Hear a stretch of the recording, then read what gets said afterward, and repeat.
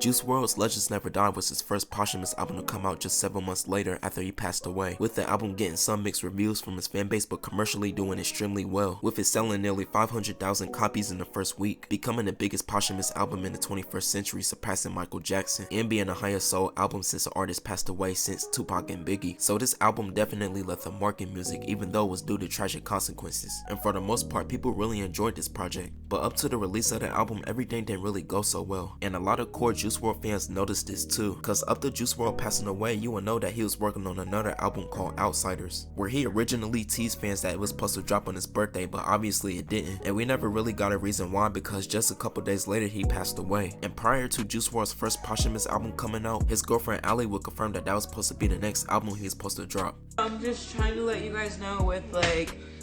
everything that comes out, everything, I put it like, when I broke this down, at first I was like,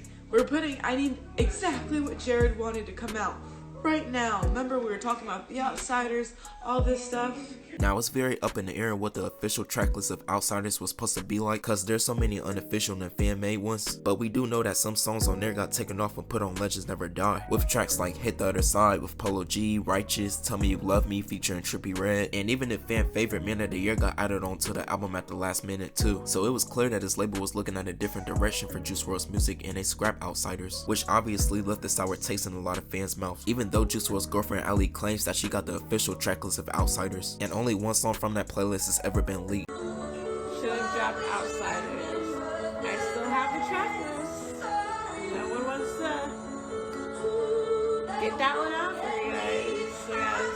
which I personally kinda doubt, cause even the other rumored songs that was supposed to be on Outsiders, they end up putting them on Fighting Demons, with tracks like Burn, Already Dead, Sometimes. At this point it's just too much, and I personally think that we should just let this Outsiders album rest, cause at this point I feel like if they made an Outsiders album they would just be forcing it, especially with it being that Juice WRLD's not here no more, it just wouldn't hit the same, and we already know that a handful of tracks that were supposed to be on the album got taken off, so it don't make sense for us to still want this album or be hyped about this album, cause the final product of this won't be Juice WRLD's vision, it's gonna be the record label's vision, and even Juice's close friend and engineer confirmed this too, working on putting something together. It's not Outsiders due to many factors. Some of those songs were released, many weren't finished or made yet, and may have to rest with him, and I completely agree with that, and that's more than likely the ultimate reason why we never got Outsiders. It just wasn't finished yet, and if we don't never get that album, I'm completely fine with that too. Now, if you remember leading up to Juice WRLD's album about to be released, there was a leaker that leaked the original tracklist of Legends Never Die, and a lot of fans were pissed about this, cause they had old songs on here that released all the way back in 2018, especially these two songs in particular like Legends and Bandit, which were old tracks and loose singles that Juice WRLD already released. So a lot of people saw these songs being added on the album was just trying to get his first week sales up, instead of it being a full cohesive project that his fans wanted. And once the leaked tracklist started to go viral, they made a quick change to it, where they would take off songs like Legends, Bandit, and Bad Boy, but instead replaced them with some songs like Titanic and Screw Juice, and add on a fan favorite Man of the Year to please the fans. Now a lot of people say that this tracklist wasn't official and it was fake just cause Lil Baby said it, but I beg to differ, cause every song on here besides the 3 songs I mentioned that got taken off were the exact same that was on the official album, and some were even in the same order too, so that can't be a coincidence right there. And if it wasn't for this hacker leaking this, we probably would have got this as an official album, so I'm glad that a lot of fans were against this tracklist and Grade A made them change it. And on July 10th, 2020, nearly a year and a couple months later after his second album Death Race for Love, this would be his third studio and first posthumous album that he would drop, and in the first week of the album it would accumulate over 422 million streams, with that being good enough to have over 7 songs top the Billboard Hot 100s, with only Drake and the Beatles being the other 2 artists to ever do this too, and overall every song on this album charted.